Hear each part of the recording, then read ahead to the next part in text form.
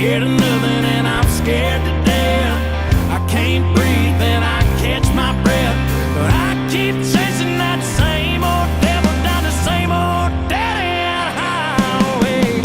Ain't no love in Oklahoma, just the whistle of a long black train. You'll know when it's coming for you, riding in on a wind and rain.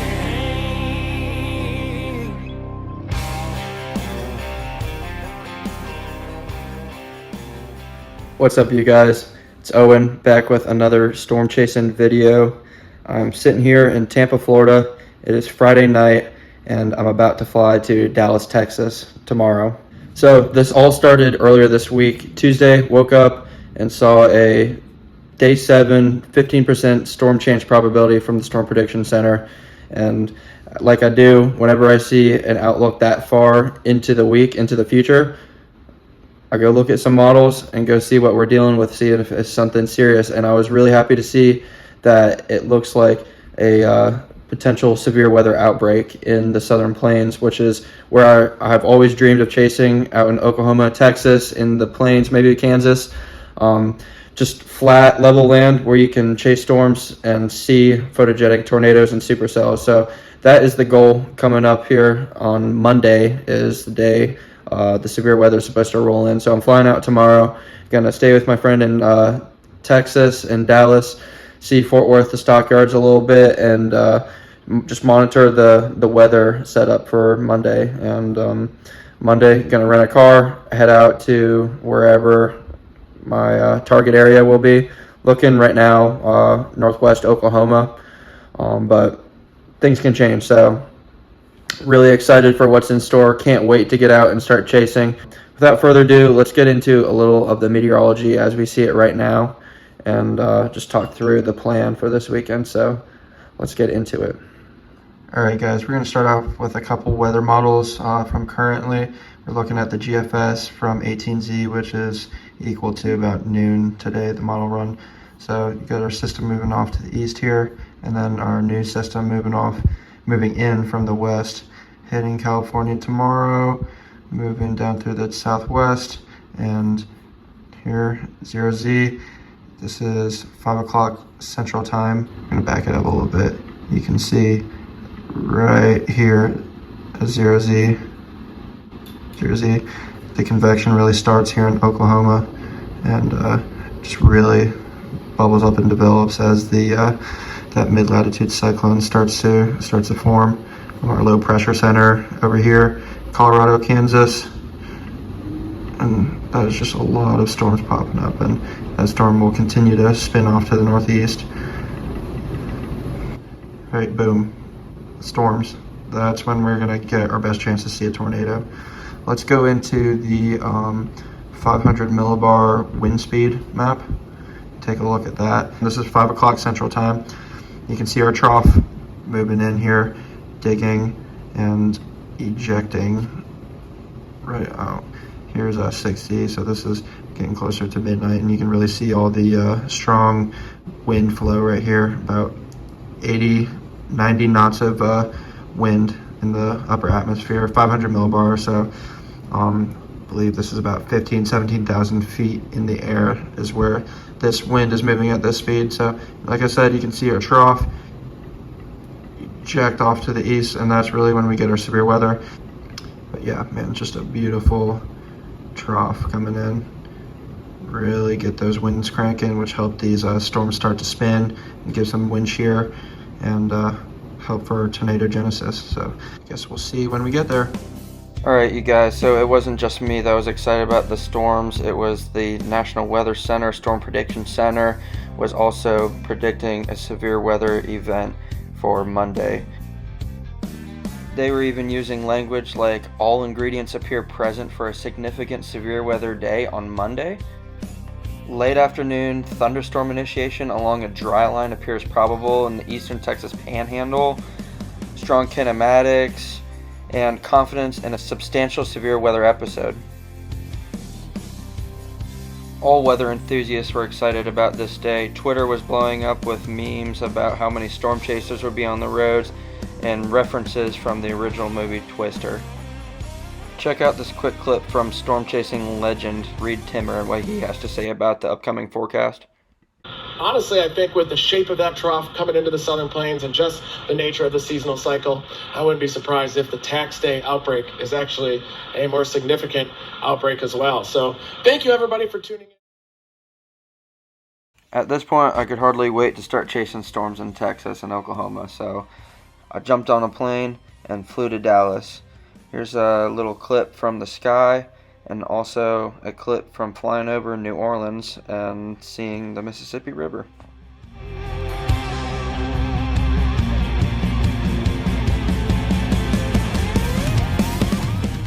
You know you're in Texas when you see gigantic flags on the side of the highway and bull horns on a motorcycle. The forecast kept coming in even once I was in Texas, with this one from AccuWeather showing a high risk of severe weather for Monday. With a day to burn before the storm chase, I went to Fort Worth with my good buddy Dane, ate some good barbecue, and listened to some southern music.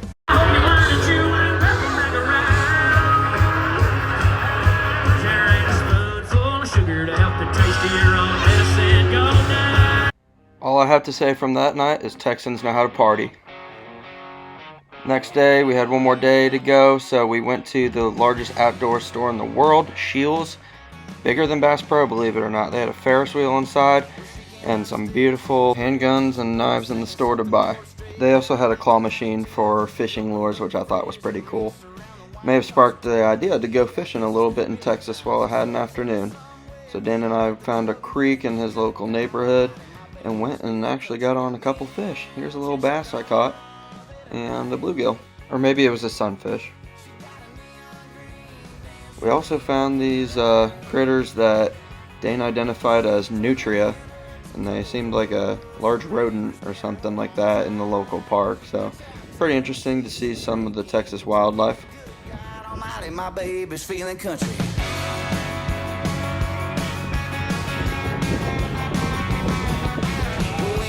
Talking sense, I don't even know when she's looking that way. You just say let's go, so we found a little hole. Unfortunately, around this time, our forecast started downgrading with some uncertainty in the area, and we were down to a 5% chance of tornadoes the next day. According to our forecast, it appeared that the new target area would end up being northwest Texas because of the chance of supercellular storms with large hail and potentially tornadoes. What's up, you guys? I'm here in Wichita Falls, Texas. I've had a good weekend in Dallas, staying with my good buddy Dane, and it's the day of the storm chase. It's about 9:23 a.m. Got the rental car this morning. That's what I'm in right now.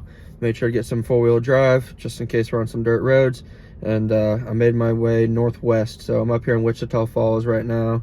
Got on the road pretty early. There's been a lot of uncertainty with the weather, but looking at the latest model runs, I'm kind of liking what I'm seeing a little more than what they've been talking about recently. The Storm Prediction Center upgraded and then downgraded, and then now we're still waiting on more updates from them. But taking a look at the HRRR model, we are right up here right now in Wichita Falls. So seeing the latest model runs, we are seeing some supercells develop here in western Texas, just south of the Panhandle, and moving east. And they're looking pretty robust at this point in time. We were thinking the threat would be a lot closer to Oklahoma City, but looks like they're down more in Texas now. And then they're initiating a little earlier than I had imagined too, according to these models. You see our first storms popping up there, and the next hour at 22Z, which is 4 o'clock Central Time. So the plan right now is I'm gonna head out to a state park in Oklahoma about here, do a little bit of hiking in the morning, wait for a little more data to come in for the weather, and then make my way southwest, maybe towards the Abilene area. The big talk today is if the cap will erode, which means there's a temperature inversion in the mid-levels of the atmosphere, and we need some daytime surface heating to occur. And currently there's a good amount of clouds out right now, which is not a great sign. You can see further south that way clouds are breaking up a little bit, but we really need that sun to come out and heat things up to erode that cap later today for some storm initiation. So I'll update y'all when I find something interesting. Since I was in Wichita Falls, I decided to look at the falls, which were very unimpressive at the time I witnessed them. Yo, Wichita Falls is dry. What the heck? Here's the Wichita River. I see some ducks. But what the heck? How do you have a town called Wichita Falls and this is what your waterfall looks like, bruh? Maybe it'll be flowing later today when those storms roll through.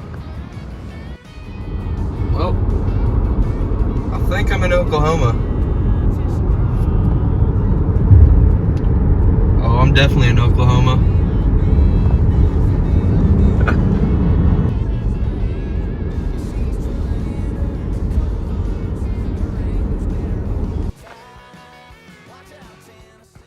So after crossing the Red River, I turned around and headed back into Texas and went to Copper Breaks State Park and took a little hike around the park here, see some of the West Texas landscape.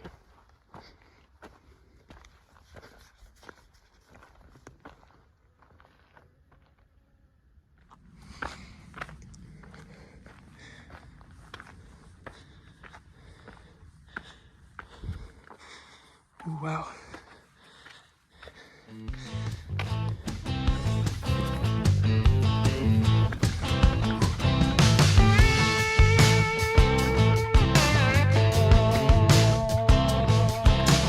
I left home at 23. I ran the roads down to OKC.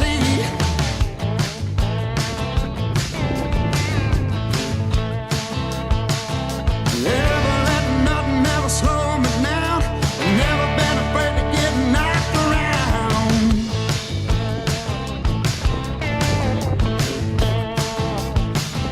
Mama taught me how to pray.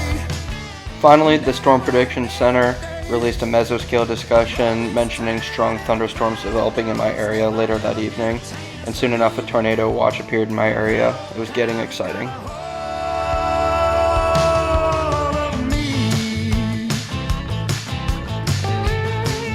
After my walk in the park, I got back on the road and started checking my radar for blips, and sure enough, one popped up near Midland, Texas, and started heading east. Alright, y'all, I'm about an hour north of Abilene, Texas. The models are saying head south, southwest, and I'm thinking I'm seeing my first bit of convection way out there.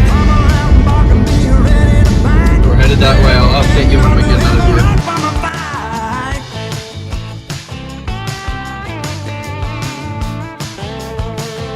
My mama taught me how to pray, and daddy told me watch what I say. But life got in the way. I throw this town in a cloud of dust if I ever get a chance to leave. But Caddo County got a hold on me.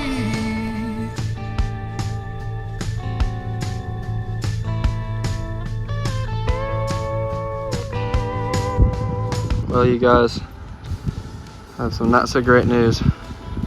That's our storm, and it is dying. Right as we got here, it started losing reflectivity and almost no velocity, signature, circulation at all with this storm. Very high based. Not much going on. It started off real strong and petered out really quickly. So I guess we're gonna wait around and see if anything else pops up. Also, I had my first interaction with a storm chaser. I've seen 3 or 4 cars with wind gauges and barometers on them, and I saw one guy parked up looking towards the storm with his laptop open. So I'm like, I'm gonna pull over and see what he's thinking. I said, "Storm's dying, isn't it?" And he said, yep. Might head up towards Sweetwater, hope something else pops up, but that's all we got right now. So came all this way just for this. Guess that's weather for you. You never really know what you're gonna get.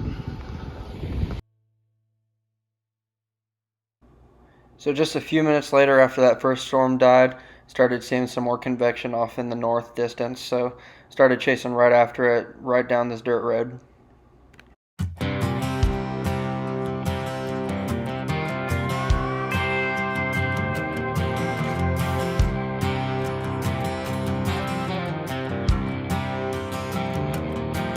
I've always been a gambler since the day I learned to crawl. Ain't afraid to bet on myself, ain't afraid to risk it all. I've learned some hard-hit wisdom, had to dig out of a ditch. Ain't the money in one pocket that makes a man so rich. Some draw diamonds, some draw hearts, some draw aces right from the start. Some have bad luck that follows. So as you can see, we've been chasing this storm for a while now, and it's shaping up to be an absolutely beautiful supercell. On our right, we're looking at the radar, and you see it's moving off to the north-northeast, and we almost got a little bit of rotation trying to start. Both thunderstorms are severe warned, but we're looking at the southern one here, and it's moving fast. I've been trying to keep up with it, but it is hauling ass. Love's always a wild card, a joker in the night. Yeah, the queen's a quiet killer if you don't play her right. And I didn't play her right. Some draw diamonds, some draw hearts, some draw aces right from the start. So at this point, I'd been chasing the storm for nearly an hour and a half and probably close to 100 miles, and it started dying again with a certain amount of outflow coming out. So at this point, I'd pretty much abandoned the storm chasing and started heading back to Dallas, and if anything popped up near me, I would check it out, but it looked like the day was nearly done. Some draw diamonds, some draw hearts, some draw aces right from the start. Some have bad luck that follows a man. Alright, well, we had a couple storms blow up, mainly just a hail threat. I was there late for the first grouping, and then the second grouping started, and I chased those pretty good for a while, and those faded out too. Those are in Oklahoma now. They were going over 60 miles an hour northeast, and it was just impossible to keep up with them. I was keeping pace but not gaining really, so I thought it would be a lot more of a sure thing. Turned out we didn't really have exactly what was in the forecast originally. Just one of those rare things, I guess. I mean, I haven't attained it yet, so my hunger for seeing a tornado is still going to be there.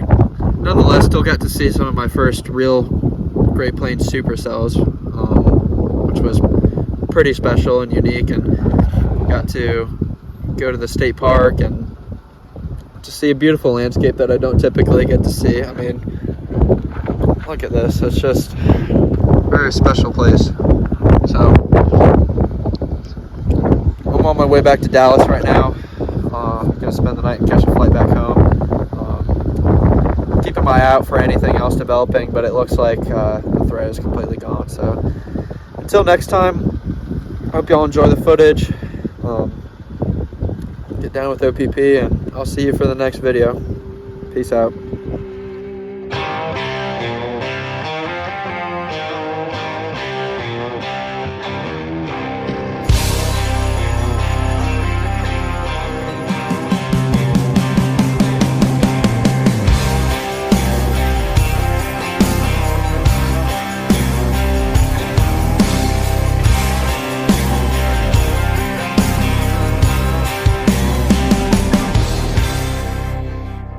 Alright y'all, I hope you enjoyed the video. This last supercell popped up while I was on my way home to Dallas, and just stopped to take a little bit of footage of it. It was about the same as those other storms. It was pretty far away and didn't look like it had much potential, but I hope you enjoy the footage with the hundreds of windmills and the Texas sky in the background. As you can see, here are the storm reports for the day. Only a little bit of hail in my area. And of course, Twitter was going crazy after this mist event. So I flew back to Florida just a week later, and I see on the Storm Prediction Center 6-day outlooks again for the Central Plains. And sure enough, this time that prediction came true with a 15% chance hatched for tornadoes. Take a look at the radar from that afternoon with supercell spanning all the way from Oklahoma to Iowa. And just a week after that, we had another tornado outbreak in the same area that I was storm chasing in, near Abilene, Texas. Take a look at these tornadoes from that day in that area. It was honestly just crazy to think that this was happening in an area that I had literally passed through 2 weeks ago on a day that was not nearly as hyped up or predicted as far out as the day I storm chased on. So it truly is a testament to how unpredictable storm chasing tornadoes can be. Thank you guys so much for watching. If you liked the video, please drop a like below and subscribe for more. I will be back with more storm chasing videos in the future. Get down with O.P.P.